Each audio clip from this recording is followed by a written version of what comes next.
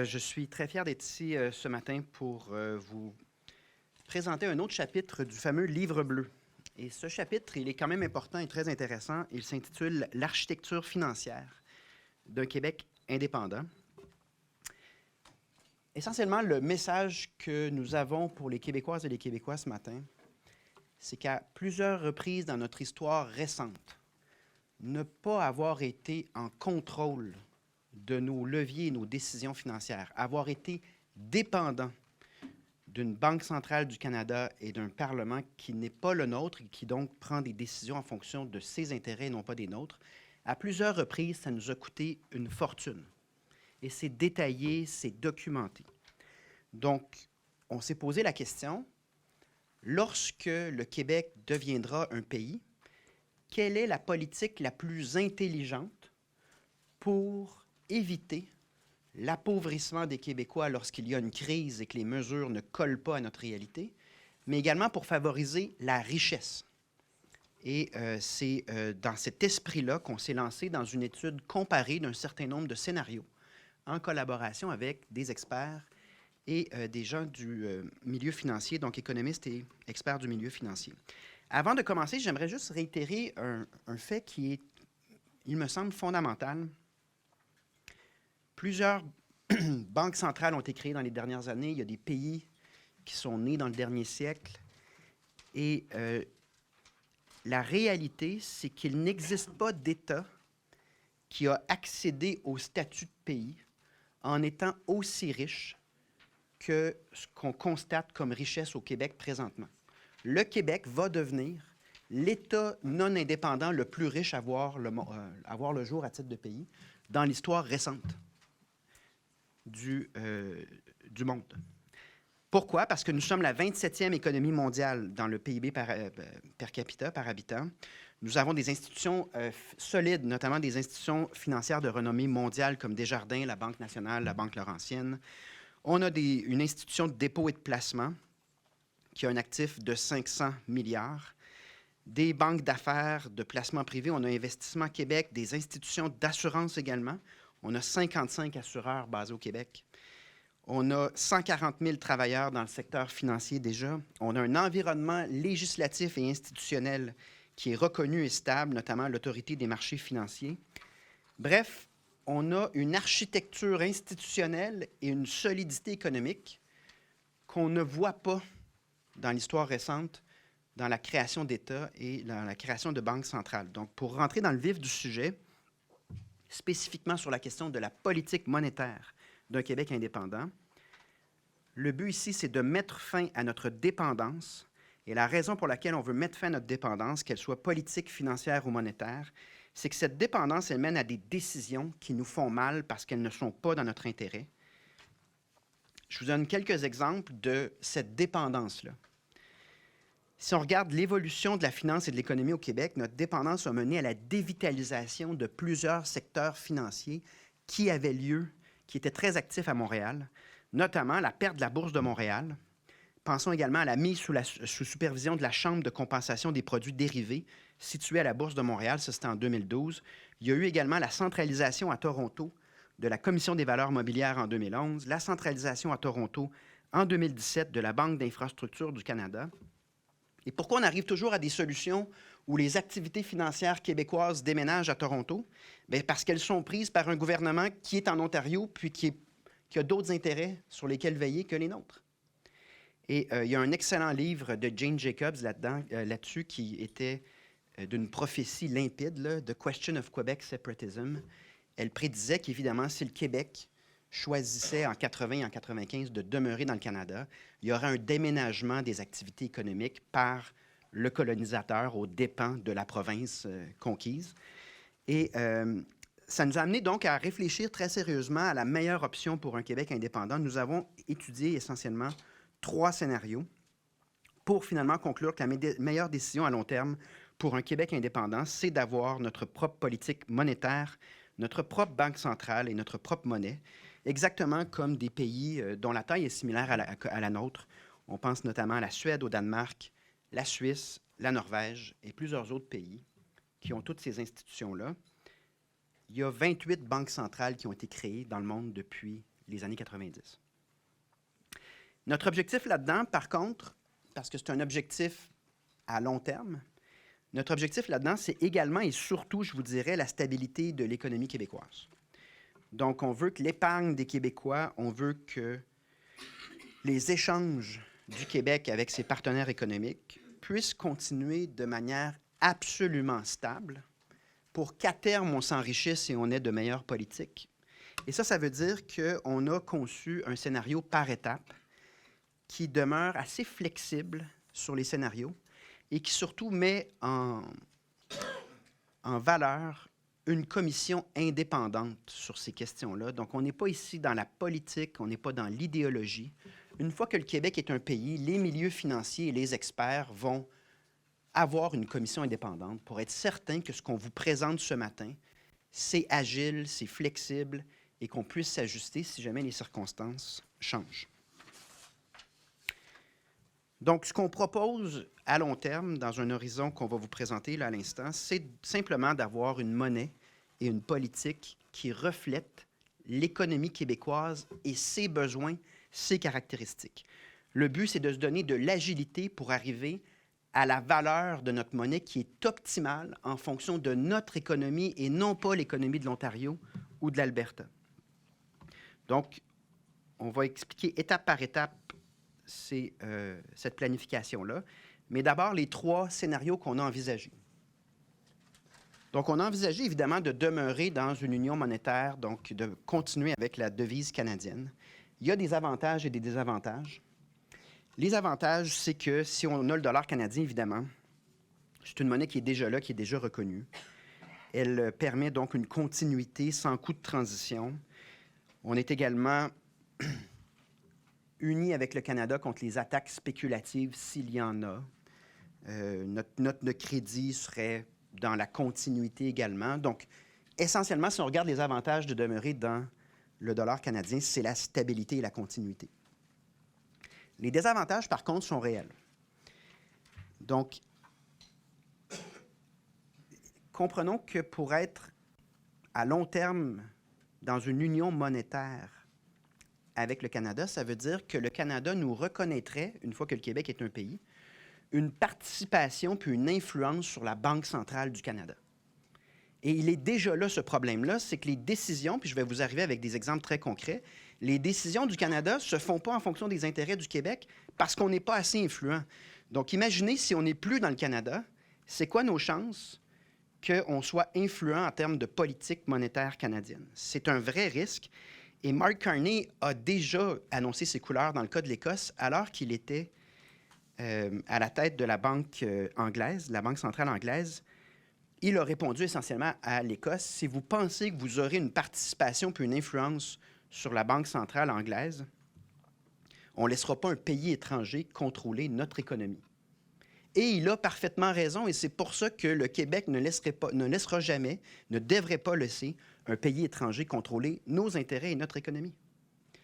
Donc, vous comprenez que les chances pour qu'on ait réellement l'occasion de promouvoir nos intérêts, les chances que la Banque du Canada nous donne 50% des sièges à la Banque centrale du Canada suivant notre indépendance, me semble relativement faible. Ça veut dire que si on conserve à long terme la devise canadienne, on se retrouve dans un scénario où le Canada fait ce qu'il veut et que peu importe ce qui se passe au Québec, on s'arrange avec les conséquences de ne pas être maître chez nous, de ne pas être maître de notre destin.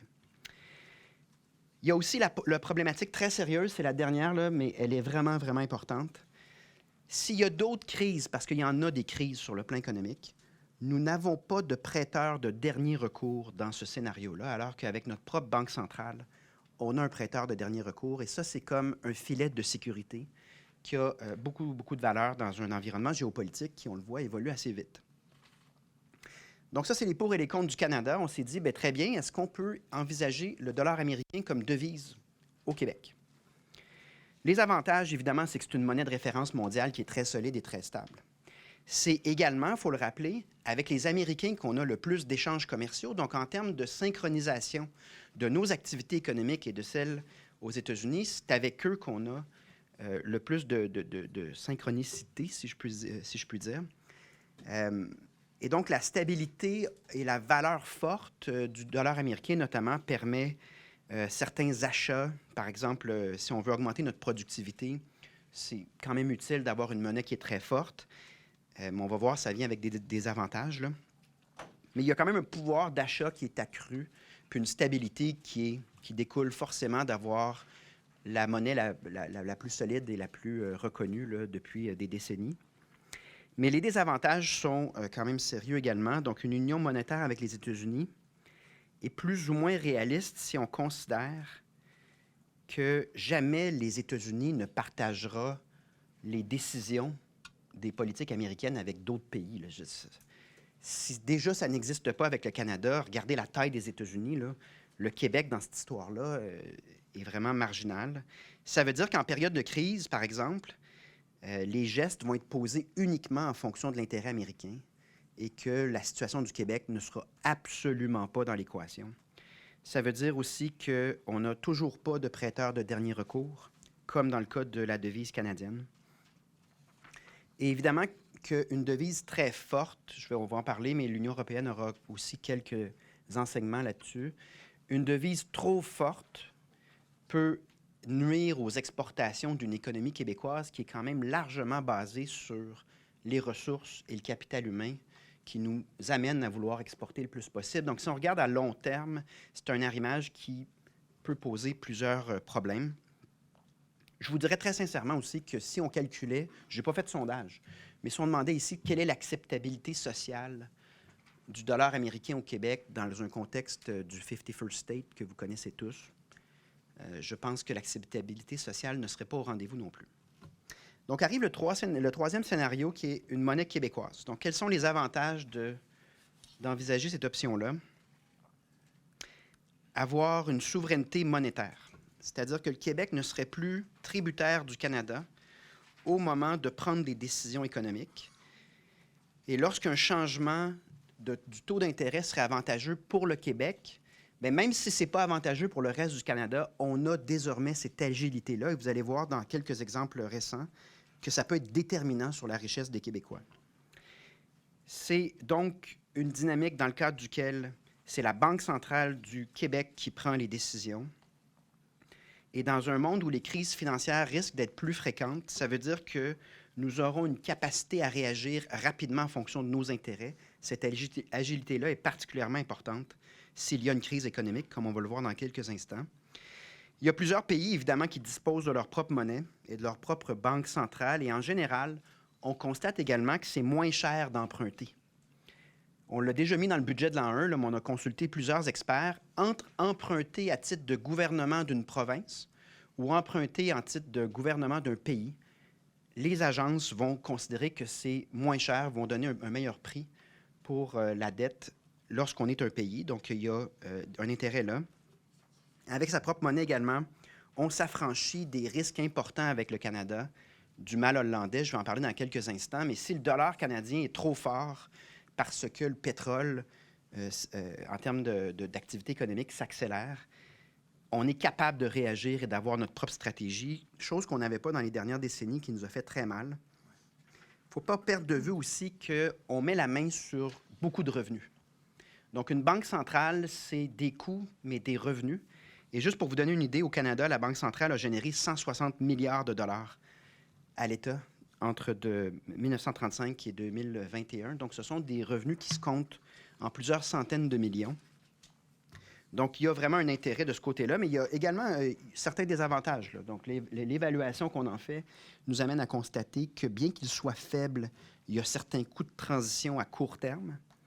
Il faut également considérer que les échanges économiques entre le Québec et le Canada devront être réorganisés d'une certaine manière, parce que là, il y a une nouvelle devise. Ça n'empêche pas les échanges économiques, parce qu'évidemment, le plus clair de nos échanges économiques sont avec les États-Unis, qui pourtant ont une devise différente. Ce n'est pas un frein, mais c'est une réorganisation qui est nécessaire. Il y a la présence de coûts de transaction, évidemment. Quoique les coûts de transaction, mentionnons-le, vont créer de l'activité économique à Montréal et à Québec, parce que ce sont des transactions qui, bel et bien, vont avoir lieu au Québec. Donc, il y a de l'emploi et de l'activité économique entourant ça. Et ça prend quand même un certain délai aussi avant de s'établir dans le marché mondial, d'où les étapes qu'on va vous présenter. Les gens qui nous écoutent à la maison vont se dire, OK, on comprend que ce serait mieux de gérer nous-mêmes nos politiques en fonction de nos intérêts, mais est-ce qu'on va vraiment prendre ce risque-là pour ces avantages-là? Est-ce qu'on peut simplement ne rien faire? Je vous donne 3 exemples de c'est quoi le prix de rien faire. Entre 2000 et 2010, l'exploitation des sables bitumineux en Alberta s'est accélérée de sorte que la devise canadienne s'en est trouvée gonflée. On appelle ça le mal hollandais ou le mauvais sort des ressources naturelles. Lorsqu'on exploite agressivement les ressources naturelles, ça a beaucoup d'impact sur l'économie, notamment un gonflement de la devise et le rétrécissement des autres sphères d'activité en dehors de cette ressource naturelle-là. De sorte que la devise canadienne, sans que le Québec soit consulté, là, est passée de 63 cents en américain en 2002 à 1,5 $ en 2007. Et qu'est-ce qui est arrivé au Québec pendant cette période-là? Bien, nos exportations sont passées de 80 milliards à 53 milliards. On a perdu 55 000 emplois parce qu'on ne contrôlait pas notre politique monétaire et que l'Alberta, ses activités économiques, avaient de l'impact sur nous sans qu'on ait notre mot à dire. Est-ce que vous réalisez c'est quoi perdre 27 milliards de dollars en exportation? Et on a fait ça sans se plaindre. C'est comme si on accepte notre appauvrissement alors que ce que n'importe quel autre pays, puis des pays plus petits que le nôtre, en Scandinavie notamment, fait, c'est d'avoir sa propre politique. Même l'Estonie, qui est miniature, a sa banque centrale pour ces raisons-là. Je vous donne un autre exemple. La crise de l'inflation dans les années 80. C'était partout en Occident, mais parmi les banques les plus agressives dans le monde, il y avait la Banque du Canada. Et pour les intérêts du Québec, les taux d'intérêt ont été fixés de manière beaucoup trop agressive, de manière à ce que la politique canadienne a été un problème pour le Québec. On a ici plusieurs sources, là, mais ça a amené, puis c'est délicieux comme extrait, là, ça a amené le gouverneur de la Banque du Canada, John Crow, à avouer mot pour mot dans un livre publié en 2002, je vais vous le lire en anglais là, pour ne pas falsifier et être très, très précis, mais ça l'a amené à avouer que d'avoir une seule politique monétaire pour des ensembles économiques différents était vraiment un problème. Donc, il dit « All the same, if pressed, I would have had to allow that it was conceivable that even if monetary conditions were right for the nation as a whole, they might not be right for any single region or province. In other words, there might be no region or province that was actually at the national average in terms of economics conditions, ahead in the refrigerator, feet in the oven, kind of a thing. The only systematic cure for that problem would have been different currencies and different central banks in different parts of the country. I did not get the impression that anyone really wanted to take the regional differentiation argument onto the separate currency plan except that is in Québec. En d'autres mots, à part le Québec qui se disait « mais ça n'a pas de bon sens, vous faites des politiques qui sont complètement contradictoires à nos intérêts », la Banque du Canada a simplement constaté qu'en effet, on fait des politiques sur la base de la moyenne, mais en fait, la moyenne ne représente aucun des intérêts des provinces impliquées. Ça se calcule ça aussi en centaines de millions de dollars d'impact économique. Et plus récemment, pour ne pas prendre des exemples qui sont vieillissants, en 2023, on vient de le vivre. Il y a une bulle immobilière à Vancouver qui couvait depuis très longtemps. Elle s'étend au reste de l'Ouest canadien, pendant que l'inflation post-pandémie se stabilise et les prix se stabilisent au Québec. Pierre Fortin l'a noté dans un papier qui dit « Qu'est-ce qu'a fait la Banque centrale du Canada? Elle s'est occupée de la réalité économique de l'Ouest en montant les taux d'intérêt, mais cette hausse des taux d'intérêt était absolument injustifiée à la lumière de ce qui se passait au Québec. Quel est l'impact concret?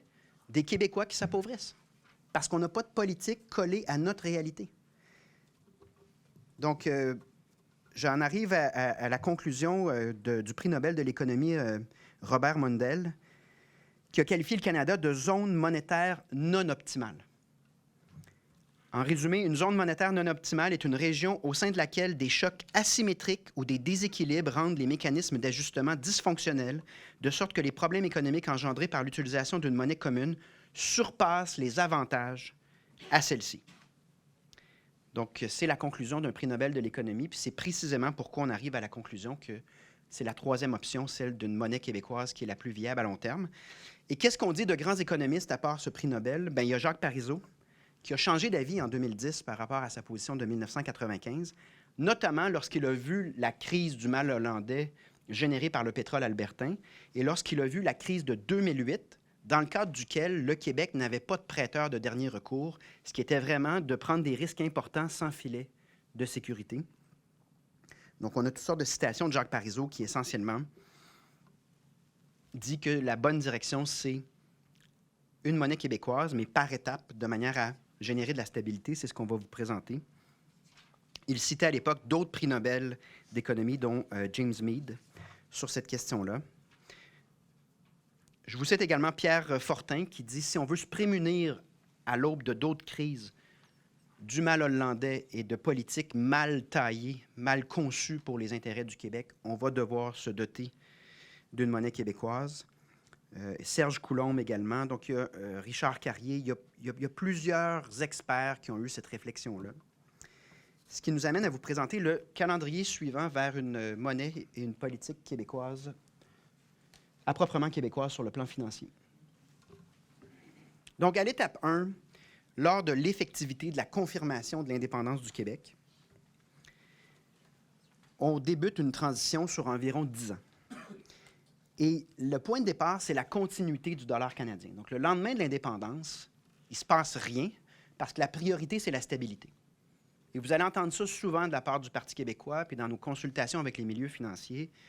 Évidemment qu'on était d'accord que l'objectif numéro 1, c'est la stabilité. Il n'y a pas d'idéologie et il n'y a pas de politique dans ces questions financières. Une fois que le pays est confirmé, on s'est libéré du conflit d'intérêts entre les intérêts canadiens et les intérêts québécois, et tout le monde travaille à la politique la plus stable et la plus prospère pour le Québec et le Québec seulement.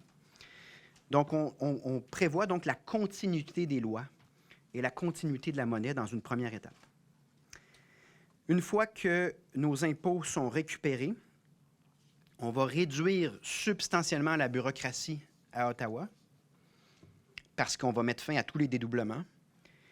Et donc, avec ces sommes-là, on va mettre dans une deuxième étape un plan d'accélération de l'économie québécoise. Et c'est très important de réaliser que sans plan très agressif, les études de cas qu'on a mis dans le budget de l'an 1 sur la création des États, ça démontre déjà que lorsque c'est non violent et démocratique, la création d'un pays crée une accélération économique. Donc, le PIB par personne s'en trouve augmenté dans les premières années parce qu'il y a toutes sortes de nouvelles activités économiques qui voient le jour, notamment des tournées économiques, le fait d'exister à l'international, une espèce d'engouement, mais aussi le fait que plusieurs ambassades et plusieurs représentants des autres pays s'établissent au Québec. Donc, dans ce plan d'accélération économique, on va rendre la fiscalité du Québec beaucoup plus compétitive. Et pour cause, parce qu'on en a les moyens. Si on récupère 90 milliards de dollars qu'on envoie présentement à Ottawa, on a la flexibilité d'être plus agressif en matière de fiscalité. On va avoir une nouvelle marque de commerce à l'international. On parle des pays scandinaves tantôt. Je n'ai pas besoin de vous faire un dessin du drapeau suédois ou danois. Bien, notre drapeau va finalement exister dans la tête des gens, mais ça vient sur le plan commercial avec le lancement d'importantes missions à l'international en fonction de nos industries, ce qui est plus ou moins possible dans la diplomatie canadienne, comme on vous l'a exposé la semaine dernière. Et on va se concentrer donc sur un Québec qui offre un environnement d'affaires qui est parmi les plus intéressants au monde. On a déjà dans notre programme la réduction de la paperasse et des allègements réglementaires. Donc, dans l'étape 2, essentiellement, non seulement on est dans la continuité et la stabilité, mais on s'assure d'avoir une accélération de la richesse avec des mesures fiscales qui ne sont pas possibles si on ne récupère pas les 90 milliards qui sont assez gaspillés à Ottawa. On fait quelque chose de plus intelligent, c'est-à-dire améliorer l'environnement d'affaires du Québec. Ce qui nous permet de se rendre à l'étape 3. Donc, dans l'année qui suivra l'indépendance, on met sur pied une commission indépendante sur la politique monétaire québécoise. Qui sera sur cette commission indépendante? Et c'est très important de dire le mot « indépendant ». Ce n'est pas de la politique, c'est qu'on demande à des gens du secteur bancaire, des marchés financiers, des universitaires, économistes et des hauts fonctionnaires de former un comité dans le cadre duquel on leur dit « Votre objectif, c'est de faire des recommandations. On a une orientation politique basée sur les consultations qu'on a faites auprès de vous, là. Mais si jamais les circonstances évoluent dans une direction ou dans une autre, nous, on ne veut pas faire de politique avec ça. On veut que des experts aient la latitude pour assurer notre prospérité et notre stabilité. Donc, on est vraiment dans un mode de collaboration avec les marchés financiers.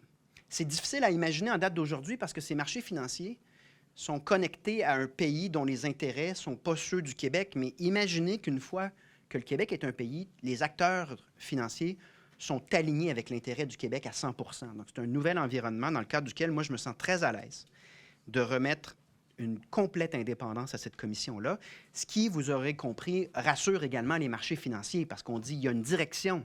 Mais si les marchés financiers nous indiquent que les circonstances ont changé, bien, on n'a aucun problème. Il n'y a aucun dogme, aucune volonté de faire de la politique. Les marchés financiers, donc, s'en trouveront rassurés et simplement plus stables. Donc, cette commission en arrivera à des recommandations au terme là, de ses travaux, ce qui veut dire qu'à l'étape 5, on est à la fin d'une période transitoire dans le cadre duquel, si la direction se maintient, parce que vraisemblablement, là, après avoir consulté, c'est la monnaie québécoise qui serait retenue, on va se retrouver avec une période de mise en œuvre de la devise québécoise, laquelle va être arrimée au dollar canadien ou américain, mais je vous dirais, en toute vraisemblance, arrimée au dollar américain. Pourquoi? Parce que lorsqu'on met au monde une monnaie, les premières années, on veut se protéger de la spéculation, on veut se protéger de toutes sortes de scénarios. Donc, on s'arrime avec la monnaie la plus forte et on s'arrime avec la monnaie avec laquelle on a le plus d'interactions, c'est-à-dire la monnaie américaine. Et on se donne à peu près 5 ans d'arrimage jusqu'à temps qu'on sente qu'on a les paramètres en place pour devenir une monnaie comme les autres, là, c'est-à-dire volatile, qui réagit en fonction de la fixation des taux d'intérêt par la Banque centrale.